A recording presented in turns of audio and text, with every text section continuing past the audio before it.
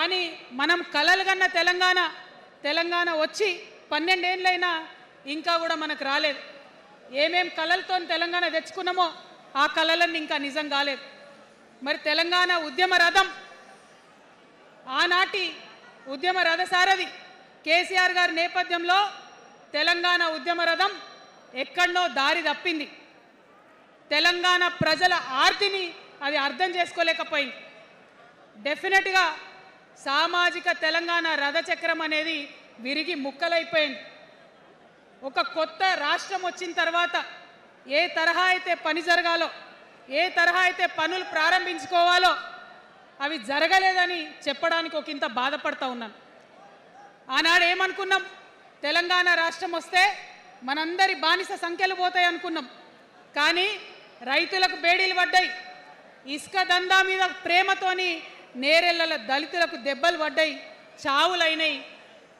ఒకరిద్దరు కలిసి మాట్లాడుకోవాలంటే ఎవరి ఫోన్ ఎక్కడ మానిటర్ చేస్తుండ్రో అని భయం, వ్యక్తిగత స్వేచ్ఛ లేదు. దారుణమైనటువంటి నిఘా నీడలో తెలంగాణ అంతా కూడా బతికింది. ఇది వాస్తవం. మనం అనుకున్న కలల తెలంగాణ రాలేదన్నది ముమ్మాటికి వాస్తవం. మరి అటువంటి సందర్భంలో నేను ఇవాళ మీ అందరికీ ఒక మాట చెప్పాలి. ఆనాడు పరిపాలించిన కుటుంబంలో నేను కూడా ఒక భాగం. ఆనాడు పరిపాలించిన కుటుంబంలో ఒక భాగమైనందుకు కొన్ని విషయాలకు నేను సిగ్గుపడతా ఉన్నాను. తెలంగాణ ప్రజల్ని క్షమించమని కూడా కోరుతా ఉన్నాను. కానీ తెలంగాణ సాధించినందుకు మాత్రం చాలా గర్వపడుతున్నాను. నా జన్మ ధన్యమైందని చెప్పి భావిస్తూ ఉన్నాను. మరి అనేకమైనటువంటి తప్పులు జరిగినాయి, అనేకమైనటువంటి నేరాలు జరిగినాయి. అనుకున్నటువంటి తెలంగాణ సాధించుకోలేదు. మరి ఆ తప్పులో ఎక్కడో ఒక దగ్గర నాకు భాగం ఉందని చెప్తున్నప్పుడు మరి కేవలం క్షమాపణ చెప్తే సరిపోతుందా? ఏ తెలంగాణ అయితే కావాలనుకున్నామో, ఏ సామాజిక న్యాయ తెలంగాణ అయితే రావాలని అనుకుంటున్నామో దానికోసం నడుం బిగించి కష్టపడి పని చేయాల్సిన అవసరం కూడా ఉంది. మరి ఇవాళ పని చేయడం కోసమే తెలంగాణ రాష్ట్ర సేన ఇవాళ తెలంగాణ ప్రజల ముందుకు వచ్చింది. రేపటి నుంచి మీరు చూస్తారు మా పని ఎట్లుంటుందో, మా పనితీరు ఎట్లుంటుందో. ఎందుకంటే ఏ పోరాటం చేయాలన్నా, ఏ ప్రజలకు మంచి చేయాలన్నా కేవలం కొట్లాడితే సరిపోదు. దానికి రాజకీయ అధికారం కూడా ఉండాలి. రాజకీయ అధికారం తోడైనప్పుడే ప్రజలకు చేయాలనుకున్న మంచి చేయగలుగుతాం. అందుకే ఇవాళ పార్టీ పెట్టేది.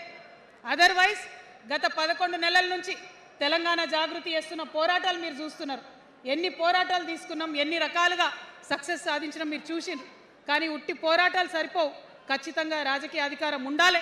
దానికోసమే ఇవాళ తెలంగాణ రాష్ట్ర సేన మీ ముందుకు వచ్చిందని చెప్పి నేను సగర్వంగా ప్రకటిస్తూ ఉన్నాను.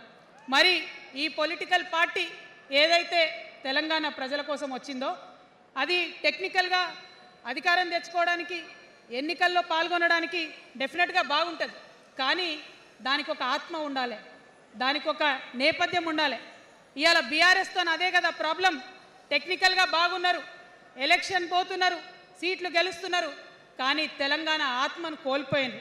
కాబట్టే ఇవాళ తెలంగాణ రాష్ట్ర సేన వచ్చింది. నేను తెలంగాణ ప్రజలందరికీ చేతులు జోడించి నమస్కరించి ఒక మాట చెప్తున్నా, హార్ట్ఫుల్గా చెప్తున్నా, నా హృదయాంతరాల నుంచి ఒక మాట చెప్తా ఉన్నా. నేను తెలంగాణలో ఉన్న 3.5 కోట్ల మంది తెలంగాణ బిడ్డలందరికీ ఒక అమ్మగా పరిణితి చెందాలనుకుంటున్నా.